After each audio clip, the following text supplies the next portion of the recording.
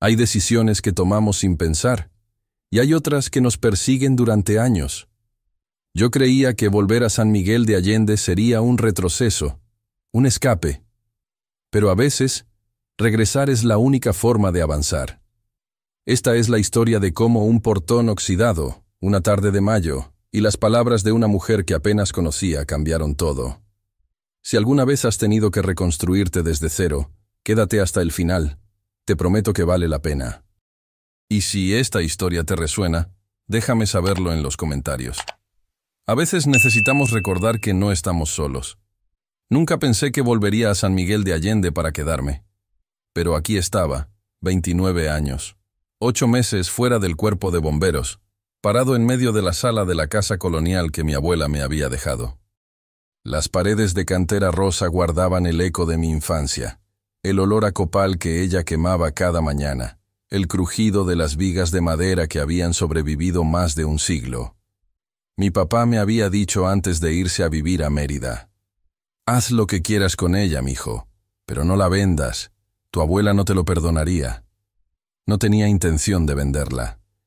Algo en los pisos de barro desigual y en el patio lleno de bugambilias marchitas me decía que este lugar todavía tenía algo que enseñarme, aunque las ventanas de madera ya no cerraban bien, y el tragaluz del baño goteaba cuando llovía.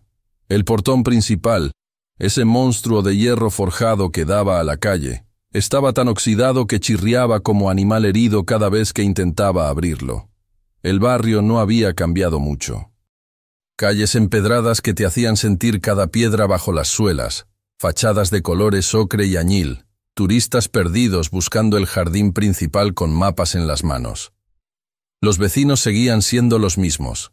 La señora Lupita que vendía tamales en la esquina cada mañana, don Refugio con su carrito de nieves de garrafa, los niños del callejón jugando fútbol con una pelota desinflada. Había una calma aquí que nunca tuve en Guadalajara, una lentitud que al principio me irritaba, pero que ahora, después de todo, necesitaba como el aire. Fue en una de esas tardes pesadas de mayo, cuando el calor se pegaba a la piel y el cielo amenazaba lluvia sin cumplir, que la vi por primera vez desde que había regresado. Yo estaba afuera, sin playera, con guantes gruesos de carnaza, tratando de sacar los tornillos herrumbrados del portón. El sudor me corría por la espalda. Las cicatrices en mi brazo derecho brillaban rosadas bajo el sol. Líneas irregulares que subían desde la muñeca hasta el hombro. Un mapa de piel nueva sobre piel vieja. No la escuché llegar. De repente, solo estaba ahí, parada en la banqueta de enfrente, observándome con una curiosidad tranquila que no se sentía invasiva. Rocío Valverde. Yo sabía su nombre porque mi abuela la mencionaba en las llamadas telefónicas. La maestra de yoga que vive en la Casa Azul. Una mujer muy centrada, muy serena.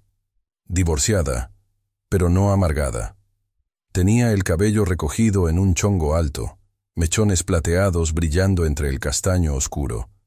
Llevaba mallas negras y una blusa holgada color mostaza, los pies descalzos metidos en guaraches de cuero. Había algo en su postura, en la forma en que cargaba el tapete de yoga enrollado bajo el brazo, que transmitía una quietud que yo había olvidado que existía. Me vio antes de que yo la viera a ella. Cuando finalmente levanté la vista, limpiándome el sudor de la frente con el antebrazo, ella sonrió apenas, no con los dientes, solo con los ojos. Ese portón tiene más años que los dos juntos, dijo, cruzando la calle sin prisa, esquivando un charco de agua sucia. ¿Crees que va a aguantar otra década? Me quedé ahí, con la llave inglesa en la mano, sin saber qué responder. Había algo en su voz que no era condescendiente, ni burlón, solo honesto. Espero que sí, logré decir. O al menos que dure lo suficiente para que yo no me sienta un fracasado. Ella se rió, suave, como si entendiera más de lo que mis palabras decían. Damián, ¿verdad? Tu abuela hablaba mucho de ti. Decía que eras el único de la familia que había heredado su terquedad. Asentí, sin saber si eso era un cumplido o una advertencia. Rocío, dijo, aunque yo ya lo sabía. Vivo ahí. Señaló hacia la casa del lado, la de muros color azul deslavado y macetas de barro en las ventanas. Si necesitas herramientas, o un vaso de agua, o lo que sea. Hizo una pausa, y en esa pausa sentí que el aire cambió, como cuando el viento deja de soplar justo antes de una tormenta. De hecho, agregó, ladeando la cabeza ligeramente, deberías venir aquí cuando termines. Tengo agua fría y algo que quiero enseñarte. La forma en que lo dijo no fue coqueta, ni sugerente en el sentido obvio. Fue directa, pero con un espacio deliberado para que yo decidiera qué significaba. Me quedé mirándola, sintiendo el calor del metal en mis manos, el peso de sus palabras flotando entre nosotros. «¿Algo que quieres enseñarme?», repetí, tratando de sonar casual. «Ajá. Algo que creo que podrías ayudarme a resolver. Pero primero, termina con eso.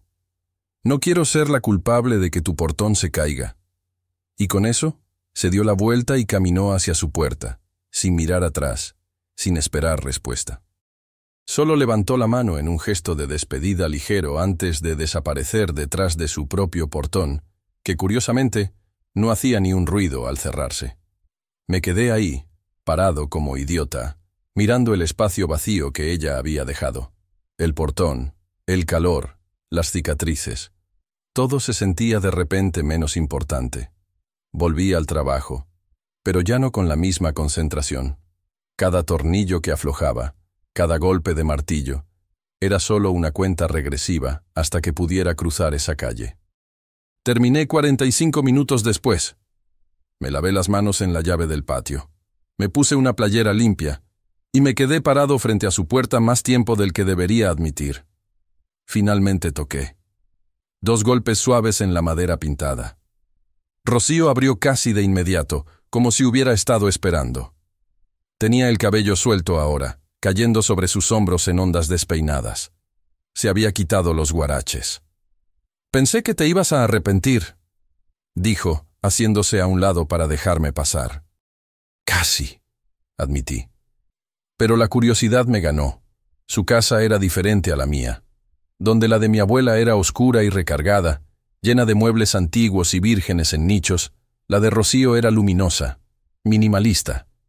Paredes blancas con solo algunas piezas de arte colgadas, textiles oaxaqueños en tonos tierra, plantas por todas partes. Olía a incienso de lavanda y a barro húmedo. Me llevó al patio trasero. En el centro, recargado contra la pared de piedra, había una estructura metálica enorme, oxidada, con volutas decorativas y brazos que alguna vez sostuvieron velas. «Es un candelabro de iglesia», explicó cruzándose de brazos. «Lo compré en una subasta hace 2 años. Pensé que sería un proyecto fácil de restauración, pero es más pesado de lo que parece, y no sé cómo desmontarlo sin que se desmorone». Me acerqué, examinándolo. Definitivamente era viejo, probablemente de principios del siglo XIX. Las soldaduras estaban débiles, algunos brazos sueltos. «¿Y por qué yo?», pregunté, volteando a verla. Ella se encogió de hombros, pero había algo calculado en la inocencia del gesto. «Vi tus cicatrices. Supuse que sabías de cosas que se rompen y se reparan». El comentario me tomó desprevenido. No fue cruel, ni curiosa en el mal sentido. Solo fue vista. Como si ella hubiera notado algo que la mayoría de la gente evitaba mirar. «Soy bombero», dije, aunque eso ya no era del todo cierto. O era, no herrero. Pero entiendes el fuego. Y el hierro viejo es como la piel quemada. Frágil en algunos lugares, más fuerte en otros. No supe qué decir a eso. Ella tampoco esperaba respuesta. Solo se sentó en una silla de mimbre bajo la sombra de un árbol de jacaranda y me ofreció un vaso de agua fría con hielo y limón. Me quedé ahí más tiempo del que había planeado. Hablamos de cosas sin importancia al principio. Del clima, de los turistas que invadían el centro cada fin de semana. De cómo la ciudad había cambiado, pero al mismo tiempo seguía siendo la misma. Ella me contó que daba clases de yoga en un estudio cerca del jardín, que también hacía cerámica en un taller compartido, que su hija estaba estudiando en Querétaro, y venía solo los fines de semana. «¿Y tú?», preguntó, recargándose hacia atrás. estudiándome con esa mirada tranquila que parecía ver más allá de las palabras. ¿Por qué volviste realmente? Dudé. Había respuestas fáciles. Podía decirle que era por la casa, por la herencia, porque mis papás se habían ido y alguien tenía que quedarse.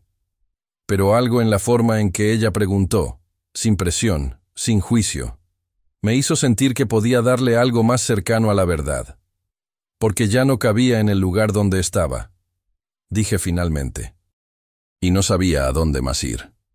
Ella asintió, como si esa respuesta tuviera todo el sentido del mundo. A veces volver no es retroceder, dijo. A veces es la única forma de ver hacia dónde quieres ir. Nos quedamos en silencio después de eso. No era incómodo. Era el tipo de silencio que comparten las personas que entienden que no todo necesita llenarse con palabras. Cuando me levanté para irme, ya el sol estaba bajo, tiñendo el cielo de naranja y rosa. Rocío me acompañó a la puerta. Gracias por venir, dijo. Y si algún día quieres ayudarme con ese candelabro, la oferta sigue en pie. Lo pensaré, respondí, aunque ambos sabíamos que ya había decidido que sí. Esa noche, acostado en la cama que había sido de mi abuela, mirando las sombras que la luz de la calle proyectaba en el techo, pensé en Rocío, en su voz calmada, en la forma en que había tocado el tema de mis cicatrices, sin hacerme sentir expuesto. En cómo, por primera vez desde el accidente, alguien me había mirado y no había visto solo al hombre roto. Los días siguientes fueron extraños. Yo seguía con mis rutinas, arreglar la casa, ir al mercado por verduras, caminar sin rumbo por las calles empedradas tratando de recordar cómo era sentirse parte de un lugar. Pero ahora había algo más. Una anticipación que no tenía nombre. La volví a ver 3 días después, en el mercado de artesanías. Ella estaba en un puesto de telas, pasando los dedos sobre un rebozo bordado, concentrada. Llevaba un vestido suelto de manta blanca y sandalias planas. El cabello recogido otra vez, pero esta vez con un paliacate rojo atado como diadema. Me acerqué sin pensarlo mucho. ¿Buscas algo en especial?, pregunté. Ella levantó la vista, y su sonrisa fue inmediata, genuina. Damián, no, solo mirando. A veces compro telas para hacer cojines. Me relaja coser. No te imaginaba cosiendo, admití. ¿Y cómo me imaginabas? La pregunta me desarmó. Me encogí de hombros, tratando de parecer despreocupado. No sé, meditando en posición de loto, flotando. Cosas de maestra de yoga. Ella se rió, esa risa suave que ya empezaba a reconocer. También hago eso. Pero las manos necesitan estar ocupadas a veces, ¿no? Si no, la mente empieza a inventar problemas que no existen. Caminamos juntos después de eso, sin planearlo, solo dejando que nuestros pasos nos llevaran por el mercado. Ella me mostró su puesto favorito de mole. Me hizo probar un tamal de mole verde que casi me hace llorar de lo picoso que estaba. Se burló, pero con cariño, y me compró un agua de Jamaica para calmar el fuego. «Eres de Guadalajara», dijo, más como afirmación que como pregunta. «Se nota en cómo hablas». Nací ahí. Crecí entre Guadalajara y aquí. Mi abuela insistía en que pasara los veranos en San Miguel. Decía que la ciudad me iba a hacer olvidar de dónde venía. ¿Y te hizo olvidar? No, respondí. Pero me hizo olvidar otras cosas. No elaboré y ella no preguntó. Solo caminamos y el silencio entre nosotros volvió a ser cómodo, cargado de cosas no dichas pero entendidas. Cuando nos despedimos, ella puso una mano en mi brazo, justo encima de donde empezaban las cicatrices. No fue un toque largo, ni dramático, solo un momento de contacto, cálido, real. «Me da gusto que hayas vuelto», dijo, y se fue antes de que yo pudiera responder. Esa semana me ofrecí como voluntario en la escuela secundaria donde ella daba clases de yoga los martes y jueves. No fue planeado. Pasé por ahí buscando la ferretería y vi un letrero. Se buscan voluntarios para taller de seguridad y prevención de incendios. Era un programa que habían empezado después de que un mercado local se incendió el año pasado. Entré, hablé con el director, Y 2 días después, estaba frente a un grupo de 15 adolescentes explicándoles cómo usar un extintor. Rocío estaba en el salón de al lado. La vi a través de la ventana, guiando a un grupo de adultos mayores en posturas suaves, su voz baja y constante como un mantra. Cuando terminó su clase, me esperó afuera. «No sabía que dabas clases aquí», dijo, aunque su sonrisa sugería que sí lo sabía. «Acabo de empezar». «¡Qué coincidencia!». «¡Qué coincidencia!», repetí, y ambos nos reímos. Caminamos juntos de regreso a nuestras casas. El sol estaba bajando, tiñendo todo de dorado. Ella me contó sobre su hija, Emilia, que estudiaba diseño gráfico y tenía una obsesión con el anime japonés. Me mostró fotos en su celular, una chica de 16 años con el cabello corto y teñido de morado, sonrisa traviesa. «Se parece a ti», dije. «Se parece a su papá», corrigió, pero sin amargura. «Pero tiene mi terquedad». «Tu ex», empecé, sin saber si estaba cruzando una línea. «Se llama Gerardo, vive en la Ciudad de México. Nos llevamos bien ahora, pero tardamos años en llegar a eso. Fue complicado». No pregunté más, y ella agradeció mi silencio con una mirada. Esa noche, me invitó a su casa a cenar. Nada formal, solo sobras de mole que había hecho el día anterior, tortillas recién calentadas, frijoles refritos. Comimos en su patio, bajo las luces de Navidad que ella nunca había quitado porque le gustaba cómo se veían todo el año. «¿Puedo preguntar qué pasó?», dijo de repente, señalando mi brazo con un gesto sutil de la barbilla. Había estado esperando esa pregunta. La mayoría de la gente preguntaba con morbo o con lástima. Pero en su voz solo había curiosidad genuina. «Incendio en un edificio de departamentos en Guadalajara», dije manteniendo la voz neutral. «Hace 8 meses, había una familia atrapada en el 3er piso. 3 niños, los papás. Logramos sacar a los niños. Yo me quedé adentro tratando de llegar a los papás. El techo colapsó. Hice una pausa. Ella no dijo nada, solo esperó. Mi compañero, Julián, me empujó para sacarme del camino. Una viga le cayó encima. Murió en el hospital 2 días después. Yo salí con quemaduras de 2º y 3er grado en el brazo. Los papás también murieron». «Lo siento», dijo Rocío. Y en esas 2 palabras había un peso que me hizo saber que ella sí entendía lo que significaba perder a alguien. «Julián tenía 23 años», continué, aunque no sé por qué seguía hablando. «Acababa de entrar al cuerpo.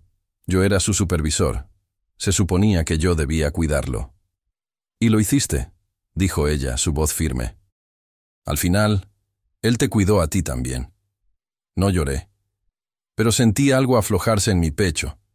Algo que había estado apretado desde aquella noche en el hospital cuando me dijeron que Julián no había sobrevivido. Rocío se levantó, caminó hacia mí, y sin decir nada, puso su mano sobre la mía. No había romanticismo en el gesto, solo humanidad, solo conexión.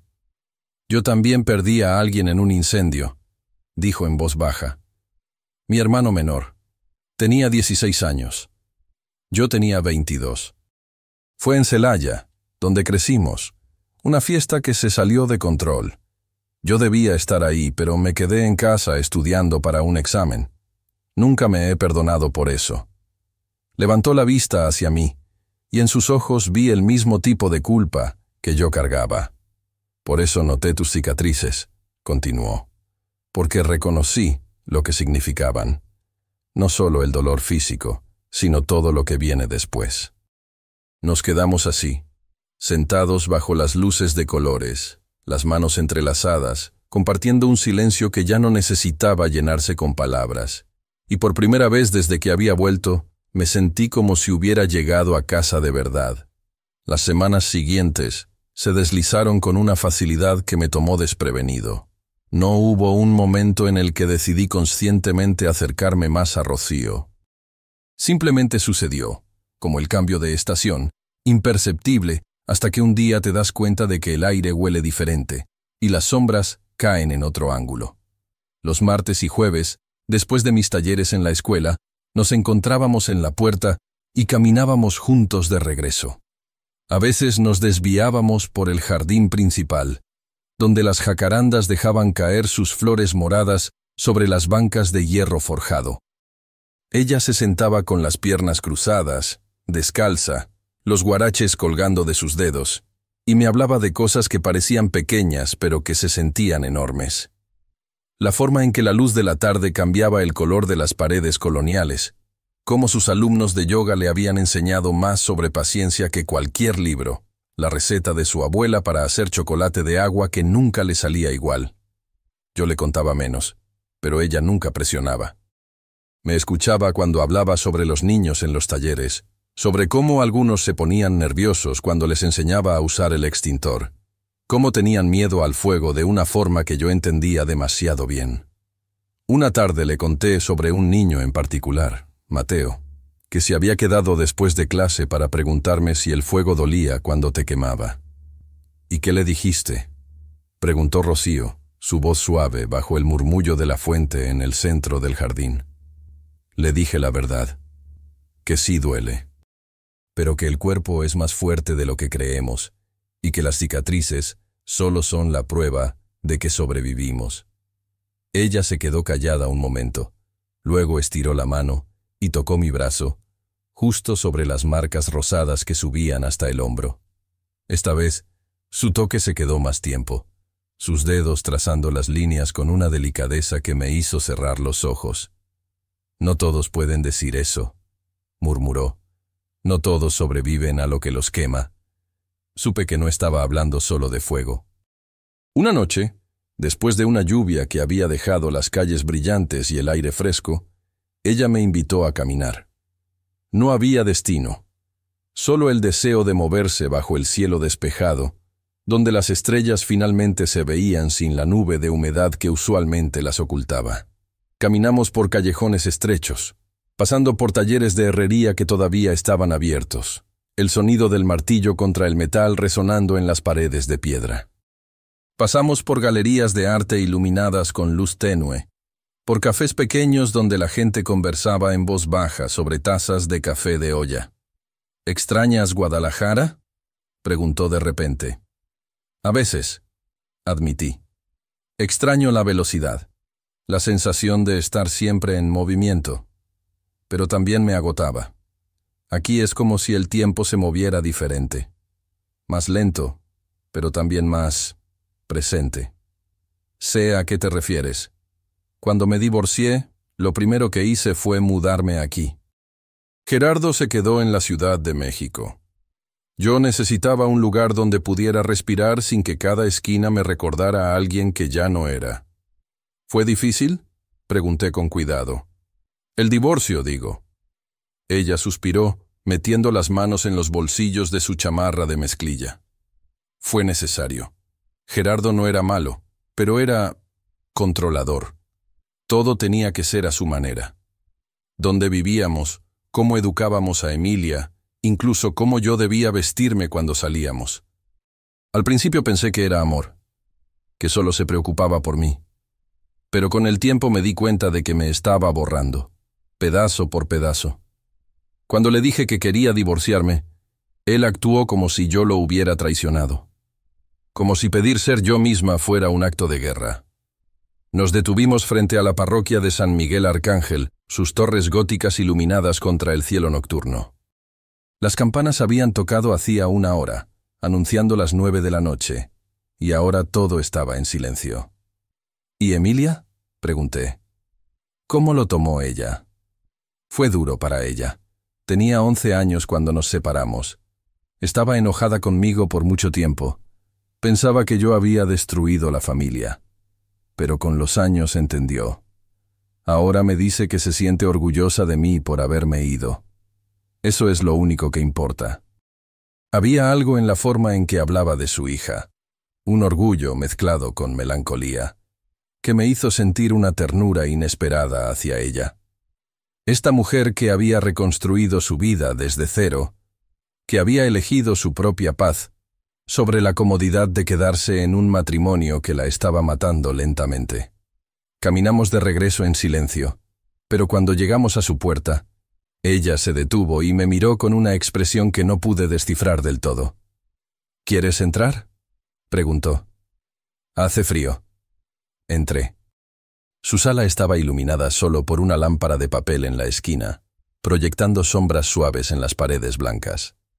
Ella puso agua a hervir para té, y yo me quedé de pie, mirando las fotografías en un estante. Emilia de niña, con trenzas y una sonrisa sin dientes. Rocío más joven, con el cabello largo y oscuro, sin las hebras plateadas.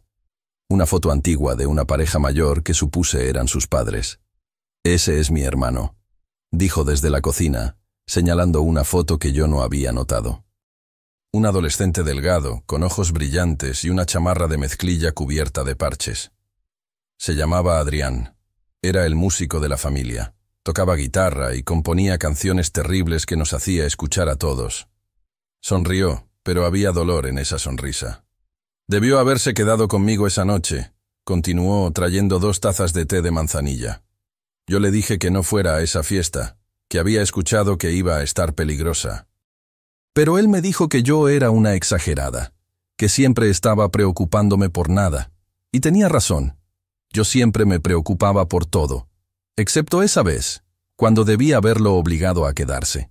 Se sentó a mi lado en el sofá, tan cerca que nuestros hombros se tocaban. El fuego empezó en la cocina. Alguien dejó algo en la estufa. Para cuando se dieron cuenta, ya era demasiado tarde. 20 personas murieron. Adrián quedó atrapado en el 2º piso. Dicen que murió por inhalación de humo, que no sufrió mucho. Pero yo no puedo dejar de imaginar sus últimos minutos, preguntándose por qué nadie venía a sacarlo. Le tomé la mano. No dije, lo siento, porque esas palabras se habían vuelto vacías con el tiempo. En cambio, solo sostuve su mano, entrelazando mis dedos con los suyos, dejando que supiera que no estaba sola en esa habitación llena de fantasmas. ¿Sabes qué es lo peor?, dijo, su voz apenas un susurro. Que nunca me permití perdonarme. Cada vez que algo bueno me pasaba, sentía que no lo merecía. Como si ser feliz fuera traicionar su memoria. Eso no es traición, dije, girando mi cuerpo hacia ella. Eso es miedo. Y te entiendo, porque yo siento lo mismo con Julián. Siento que si sigo adelante, si dejo de cargar con esa culpa, entonces su muerte no significó nada. Pero creo que él no querría eso. Y creo que tu hermano tampoco. Rocío levantó la vista hacia mí, y por primera vez vi lágrimas en sus ojos. No cayeron, solo se quedaron ahí, brillando bajo la luz tenue. Es difícil creer eso, susurró. Lo sé, pero podemos intentarlo. Juntos. No sé quién se movió primero. Tal vez ambos al mismo tiempo. Pero de repente su frente estaba apoyada contra la mía. Nuestras respiraciones sincronizadas, el espacio entre nosotros reducido a nada. No nos besamos. No esa noche. Pero hubo algo en ese momento, en esa cercanía sin barreras, que se sintió más íntimo que cualquier beso. Nos quedamos así, sentados en su sofá, abrazados en silencio, mientras las velas que ella había encendido se consumían lentamente y la noche afuera se volvía más profunda. Al día siguiente, todo cambió de una forma sutil, pero innegable. Había una facilidad entre nosotros que no había estado ahí antes. En la escuela, cuando nos cruzábamos en el pasillo, ella tocaba mi brazo al pasar, un gesto pequeño que me hacía sentir como si compartiera un secreto con ella. Después de mis talleres, esperaba por mí afuera, y caminábamos juntos no solo a nuestras casas, sino a cualquier lugar que se nos ocurriera. La biblioteca municipal donde ella sacaba libros de poesía que me leía en voz alta, el taller de cerámica donde me enseñó a moldear barro con las manos, aunque todo lo que hice se veía como un accidente geológico. Una tarde, mientras trabajábamos juntos en desmontar el candelabro de hierro en su patio, ella me contó sobre su rutina de las mañanas. Me despierto a las 5:30, dijo sosteniendo una llave mientras yo aflojaba un tornillo oxidado. Prendo una vela, me siento en mi tapete y medito durante 30 minutos. Al principio pensaba que era una tontería, que era solo una moda más, pero con el tiempo me di cuenta de que era lo único que me mantenía cuerda. Esa media hora de silencio antes de que el mundo empezara a exigir cosas de mí. Yo debería intentar eso, dije, limpiándome el sudor de la frente. Aunque no sé si podría quedarme quieto tanto tiempo. No se trata de quedarse quieto, respondió sonriendo. Se trata de estar presente, de no huir de lo que sientes. Sus palabras se quedaron conmigo. Esa noche intenté meditar. Me senté en el piso de mi sala, con las piernas cruzadas, los ojos cerrados, respirando como ella me había enseñado. Duré 5 minutos antes de que mi mente empezara a divagar hacia el incendio, hacia Julián, hacia todas las cosas que había estado evitando pensar. Pero en lugar de levantarme y rendirme, me quedé ahí, dejando que los pensamientos vinieran y se fueran como olas. No fue fácil, pero tampoco fue imposible. El viernes de esa semana, Rocío me invitó a su clase de yoga. Yo me negué al principio, diciéndole que no era lo mío, que me vería ridículo. Pero ella insistió con esa sonrisa suave que hacía imposible decirle que no. La clase era en el estudio del centro, un espacio abierto con pisos de madera y ventanas altas que dejaban entrar la luz de la tarde. Había unas 15 personas, la mayoría mujeres mayores, pero también un par de hombres de mi edad que parecían saber lo que hacían. Yo me puse en la parte de atrás, tratando de ser invisible. Rocío enseñaba con una voz que era al mismo tiempo firme y reconfortante. No gritaba instrucciones como los sargentos en el entrenamiento militar. Solo guiaba, sugería, invitaba. Escuchen su cuerpo, decía. No se fuercen. Solo estén aquí, en este momento. Fue más difícil de lo que esperaba. Mi cuerpo estaba rígido, mis músculos acostumbrados a la fuerza bruta, no a la flexibilidad. Pero también había algo liberador en rendirme a la dificultad, en aceptar que no tenía que ser perfecto. Cuando terminó la clase, Rocío se acercó a mí mientras yo enrollaba el tapete prestado. ¿Y bien?, preguntó, con esa expresión divertida que me hacía sentir como un adolescente torpe. Sobreviví, admití. Apenas. Eso es todo lo que importa. La primera vez siempre es la más difícil. Caminamos juntos de regreso, el sol ya bajo en el horizonte, tiñendo todo de dorado y ámbar. Cuando llegamos a nuestras casas, ella se detuvo frente a su puerta pero no entró. «Damián», dijo, su voz seria de repente. «Quiero que sepas que esto, lo que sea que es esto entre nosotros, no tiene que ser algo definido. No tiene que tener un nombre o una etiqueta. Solo quiero que sea real». Asentí, sintiendo un nudo en la garganta. «Para mí ya es real», dije. Ella sonrió, y esta vez, cuando se inclinó hacia mí, nuestros labios se encontraron. No fue un beso desesperado o lleno de urgencia. Fue suave, deliberado, como si estuviéramos sellando un acuerdo silencioso. Cuando nos separamos, ella apoyó su frente contra la mía, igual que aquella noche en su sofá. «Buenas noches, Damián», susurró. «Buenas noches, Rocío». Y con eso, entró a su casa, dejándome solo bajo el cielo que se oscurecía, sintiendo por primera vez en mucho tiempo que tal vez, solo tal vez, yo también merecía ser feliz. El fin de semana llegó con una quietud que se sentía diferente. Emilia se había quedado en Querétaro para un proyecto de la universidad, y Rocío me invitó a pasar el sábado en su casa. No hubo pretextos, no hubo excusas elaboradas. Solo, ven, quiero cocinar para ti.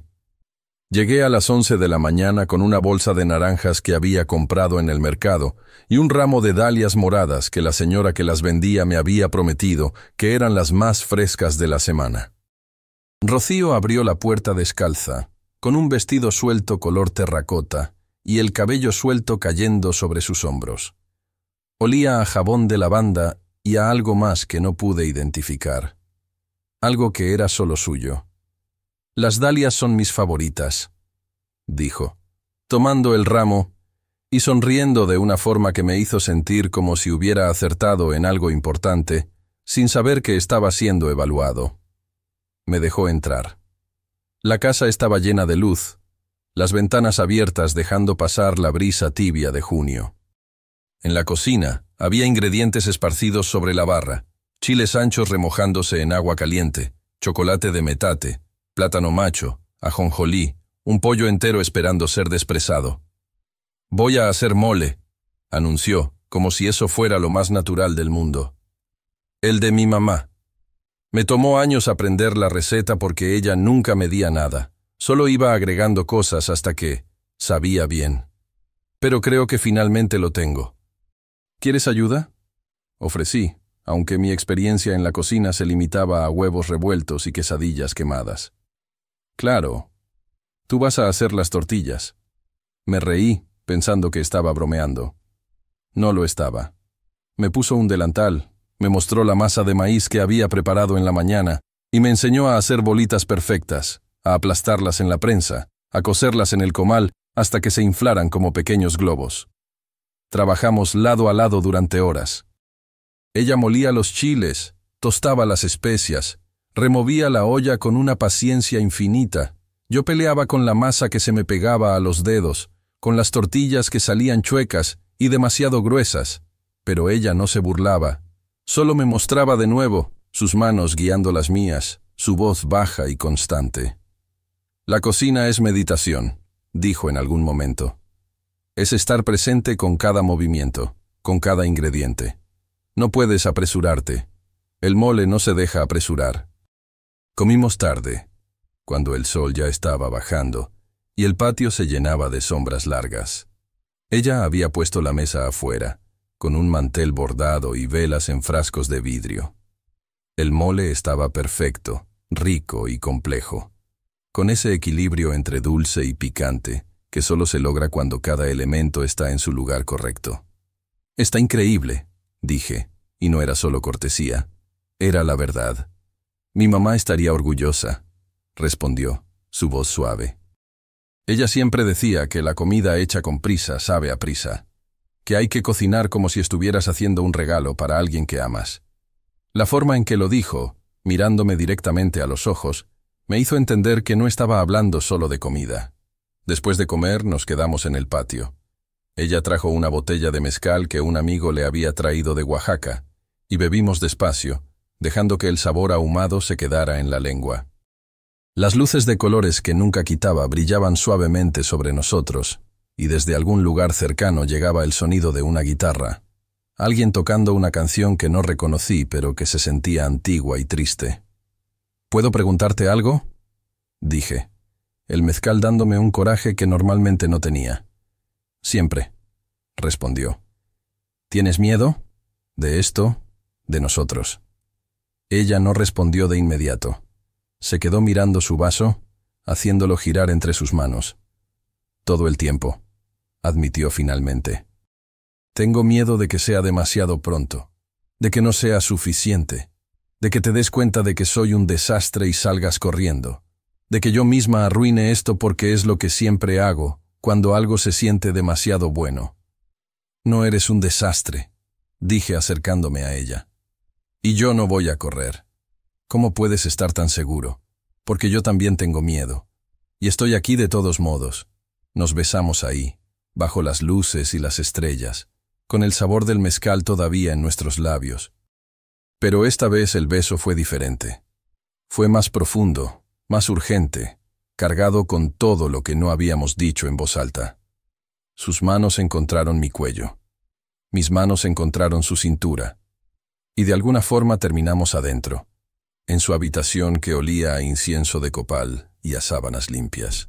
No fue precipitado, fue deliberado, lento, como si ambos entendiéramos que esto era importante, que no era solo cuerpos encontrándose, sino algo más profundo. Ella trazó mis cicatrices con los dedos, con los labios, sin hacer preguntas, sin pedir explicaciones, y yo besé las lágrimas que cayeron por sus mejillas, sin saber si eran de felicidad o de miedo, o de alivio, por finalmente dejar entrar a alguien después de tanto tiempo de estar sola. Después nos quedamos acostados en la oscuridad, su cabeza en mi pecho, mi mano acariciando su espalda en círculos lentos. No hablamos. No había necesidad. El silencio entre nosotros ya no era incómodo. Era un lenguaje propio. Me quedé esa noche, y la siguiente, y la siguiente. No era que hubiera decidido mudarme, pero de alguna forma mi cepillo de dientes apareció en su baño, mi ropa en un cajón que ella vació para mí, mi lado de la cama claramente definido. El martes siguiente, después de nuestras clases en la escuela, caminábamos de regreso cuando un coche se detuvo frente a nosotros. Un BMW negro, demasiado limpio para las calles empedradas de San Miguel. La ventana bajó, y un hombre de unos 50 años, cabello engominado hacia atrás, camisa blanca perfectamente planchada, nos miró con una expresión que no pude descifrar. «Rocío», dijo, y en esa sola palabra había posesividad, molestia, algo que me hizo tensar la mandíbula. «Gerardo», respondió ella, su voz neutral pero su cuerpo poniéndose rígido a mi lado. «¿Qué haces aquí?» «Vine a ver a Emilia, pero ella no contesta el teléfono. Pensé que estaría contigo. Está en Querétaro». «Te lo dije la semana pasada». «No me dijiste nada», replicó, su tono volviéndose más duro. Como siempre, haciendo planes sin consultarme. Sentí la tensión crecer. La mano de Rocío encontró la mía, apretándola con fuerza. No dije nada. No era mi lugar. Pero todo en mí quería intervenir, decirle a este hombre que se fuera, que no tenía derecho a hablarle así. «Gerardo, no vamos a tener esta conversación aquí», dijo Rocío, su voz firme. «Si quieres hablar con Emilia, llámala tú. Yo no soy tu secretaria». Los ojos de Gerardo se posaron en mí por primera vez. «¿Y tú quién eres?» «Damián», respondí, manteniendo mi voz calmada, aunque todo en mí estaba en alerta. «Ah», dijo con una sonrisa que no llegó a sus ojos. «El vecino. Emilia me mencionó algo. Qué rápido te moviste, Rocío». «Vete, Gerardo», dijo ella, soltando mi mano y dando un paso hacia el coche. «No tienes derecho a venir aquí y hacer esto». «Tengo todo el derecho. Sigo siendo el padre de mi hija». «Y yo sigo siendo su madre, y ya no soy tu esposa. Así que, por favor, vete». Hubo un momento tenso donde pensé que Gerardo iba a bajarse del coche. Pero finalmente solo negó con la cabeza, como si ella fuera un caso perdido, y subió la ventana. El coche se alejó, dejando un silencio pesado en su ausencia. Rocío se quedó ahí, mirando el espacio vacío donde había estado el BMW, su respiración agitada. Puse una mano en su hombro. «¿Estás bien?» «No», dijo, su voz quebrándose. «Pero lo estaré». No intenté arreglarlo con palabras. Solo la abracé ahí, en medio de la calle, dejando que temblara contra mí hasta que la tensión empezó a salir de su cuerpo. Esa noche, en su casa, ella se derrumbó. No de forma dramática, no con gritos o sollozos. Solo se sentó en el piso de su sala y dejó que las lágrimas cayeran en silencio. Me senté a su lado, mi espalda contra el sofá, y la sostuve. «Pensé que ya había terminado con esto», dijo entre lágrimas. «Pensé que después de 5 años él finalmente entendería que no puede controlarme más. Pero siempre encuentra una forma de volver, de hacerme sentir pequeña, de hacerme dudar de mí misma». «Tú no eres pequeña», dije, limpiando sus lágrimas con el pulgar. «Eres la persona más fuerte que conozco. Y él lo sabe. Por eso trata de hacerte creer lo contrario. A veces me pregunto si tomé la decisión correcta, si debí haber aguantado más por Emilia». «No», dije con firmeza.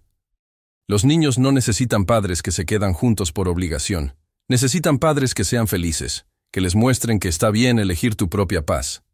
Ella me miró con ojos hinchados pero agradecidos. «¿Cómo es que siempre sabes qué decir?» «No lo sé. Solo digo lo que siento». Nos quedamos así hasta tarde, hablando de cosas que importaban y de cosas que no. Le conté sobre mi mamá, sobre cómo ella siempre me decía que un hombre de verdad no es el que nunca tiene miedo, sino el que lo siente y actúa de todos modos. Le conté sobre las pesadillas que todavía tenía algunas noches, donde volvía a estar en ese edificio en llamas, buscando a Julián, sabiendo que no lo encontraría. Ella me contó sobre las primeras semanas después de la muerte de Adrián, cómo no podía entrar a su cuarto, cómo sus papás finalmente tuvieron que empacar todo y donarlo porque ella no podía soportar ver sus cosas.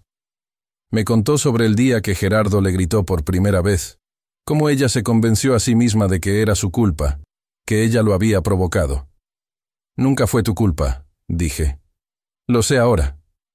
Pero tomó años creerlo.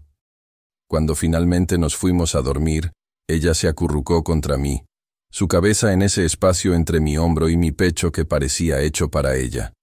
Y antes de quedarse dormida, susurró, «Gracias por quedarte, por no irte cuando viste lo complicada que es mi vida». «Tu vida no es complicada», respondí besando su frente. «Es real, y eso es lo único que importa».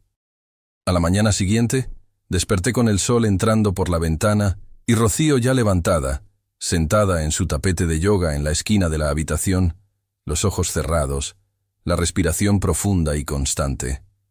No la interrumpí, solo me quedé ahí, observándola, sintiendo una gratitud inmensa por este momento, por esta mujer, por la oportunidad de empezar de nuevo. Cuando ella abrió los ojos, me encontró mirándola y sonrió. «Buenos días», dijo. «Buenos días», respondí.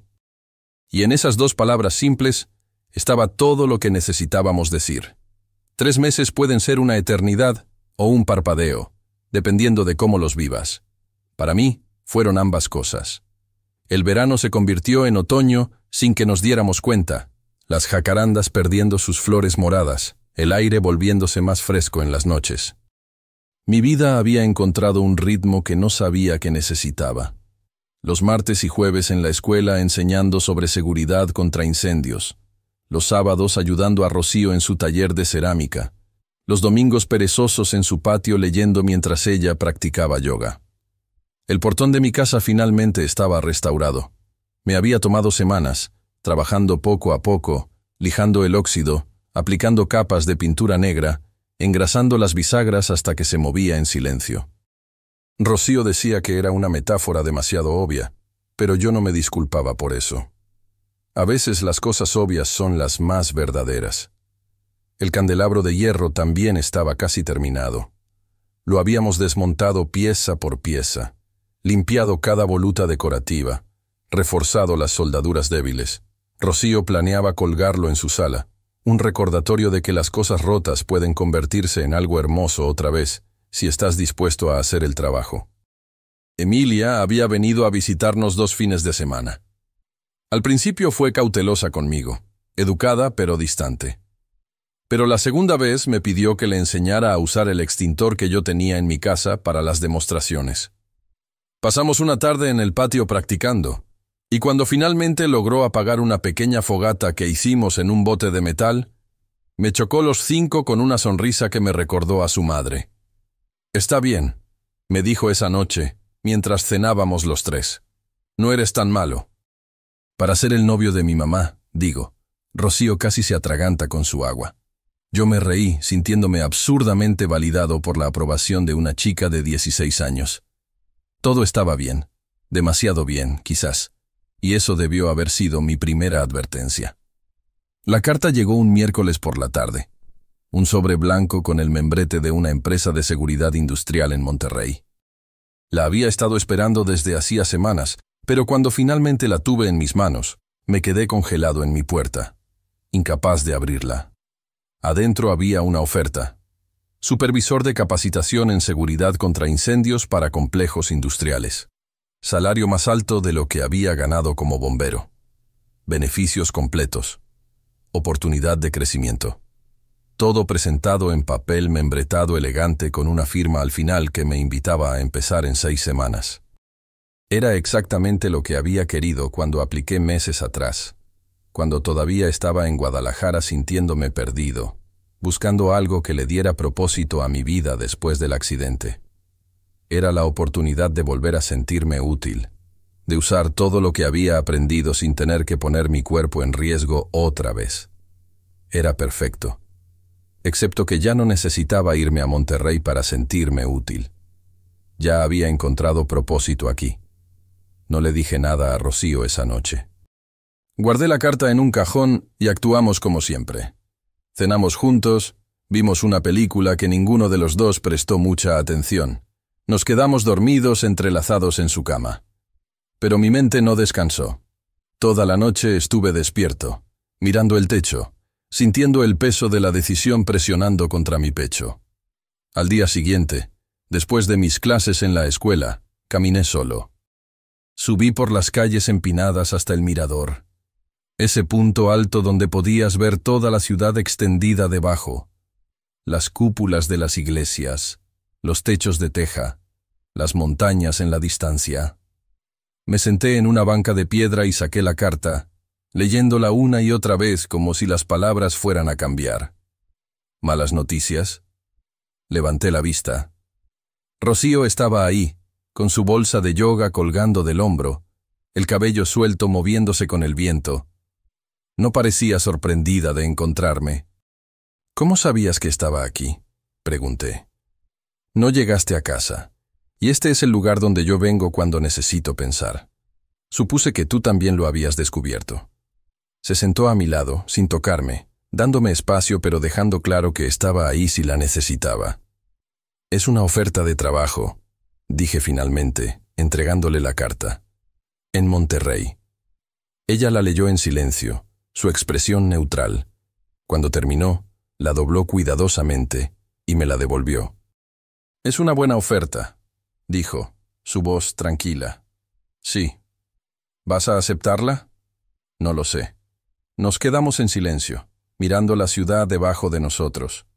Una campana tocó en la distancia, marcando las 5 de la tarde.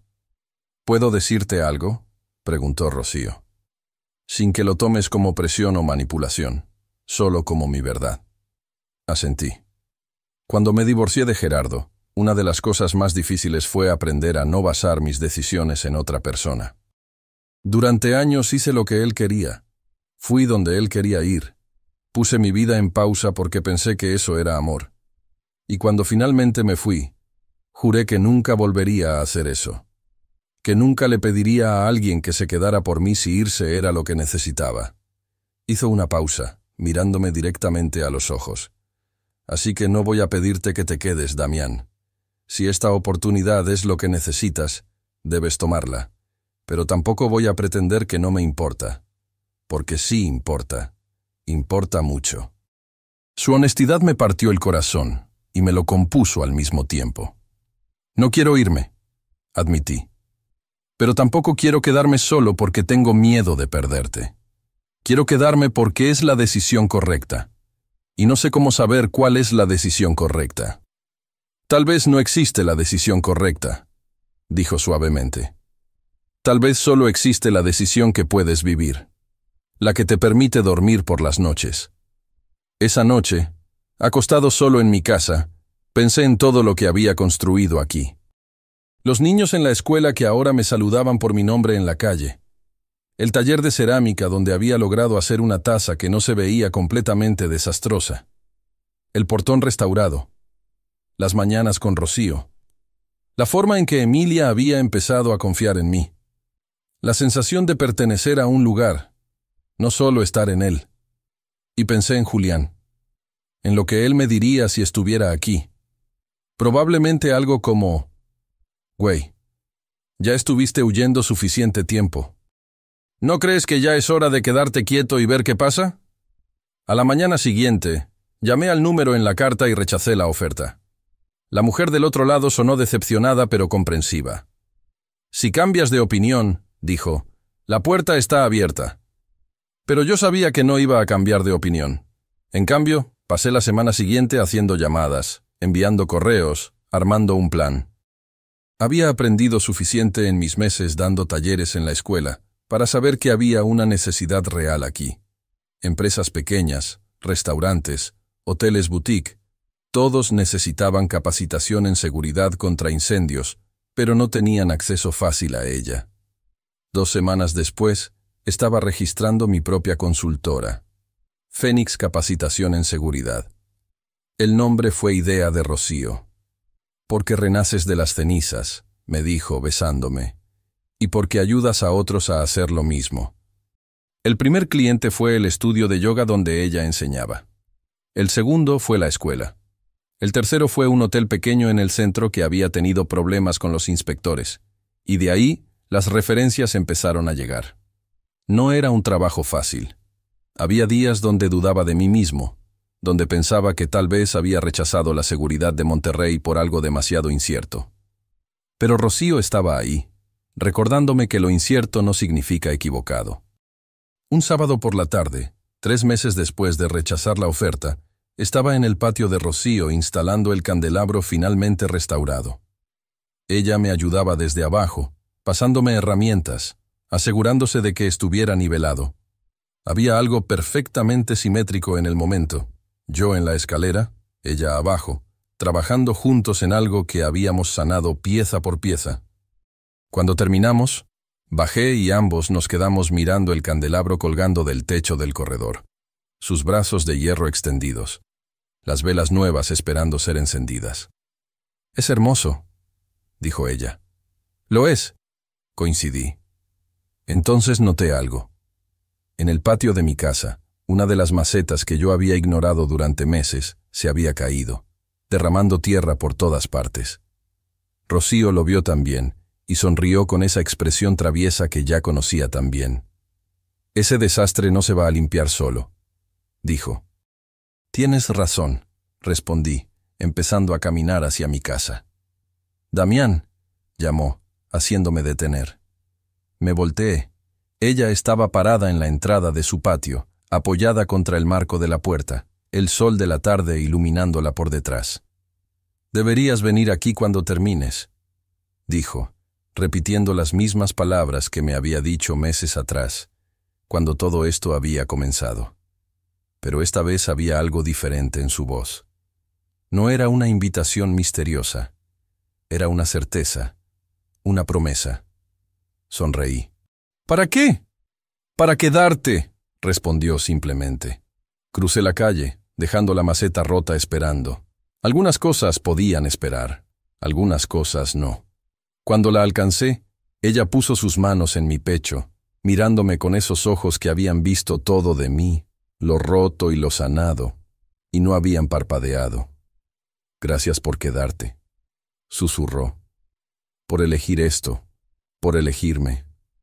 «No tuve que elegir», dije, besando su frente. Ya estaba en casa. Esa noche encendimos las velas del candelabro por primera vez. La luz bailó sobre las paredes blancas de su patio, creando sombras que se movían como recuerdos, como posibilidades. Nos sentamos juntos en el piso, compartiendo una botella de vino, hablando de todo y de nada. Emilia llegaría mañana para el fin de semana. Yo había planeado enseñarle a hacer pizza en el horno de leña que Rocío tenía pero nunca usaba. Rocío había planeado finalmente presentarme a sus papás en una videollamada. Cosas simples. Cosas reales. Afuera, San Miguel de Allende seguía siendo el mismo. Calles empedradas, campanas tocando, turistas perdidos buscando el jardín. Pero adentro, en este pequeño patio con su candelabro restaurado y sus plantas creciendo salvajes, todo era diferente. Yo era diferente. Había dejado de correr. Había dejado de cargar la culpa como si fuera una medalla de honor. Había aprendido que quedarse no es rendirse, y que empezar de nuevo no significa olvidar. Y cuando Rocío se acurrucó contra mí, su cabeza en mi hombro, su respiración sincronizada con la mía, supe con una certeza que nunca antes había sentido que esto, justo esto, era todo lo que necesitaba. El fuego me había tomado muchas cosas, pero también me había traído aquí, a ella, a este momento. Y por eso, por primera vez en mucho tiempo le estaba agradecido. Dicen que las segundas oportunidades no existen, que solo existe la primera vez que decides hacer las cosas diferente. No sé si eso es verdad. Lo que sí sé es que a veces, la persona que necesitas encontrar ya estaba ahí, del otro lado de la calle, esperando con la misma paciencia con la que nosotros esperamos estar listos. A veces volver no es retroceder. A veces es la única forma de avanzar. A veces las cicatrices no son debilidades, son mapas que nos muestran por dónde hemos caminado y hacia dónde podemos ir. Si esta historia te hizo sentir algo, Si tú también estás en un momento de reconstrucción, de preguntarte si es demasiado tarde para empezar de nuevo, déjame decirte esto. Nunca es demasiado tarde. El portón puede estar oxidado, el camino puede ser incierto, pero del otro lado hay algo esperando. Alguien esperando. Solo tienes que estar dispuesto a cruzar la calle. Si esta historia te resonó, compártela.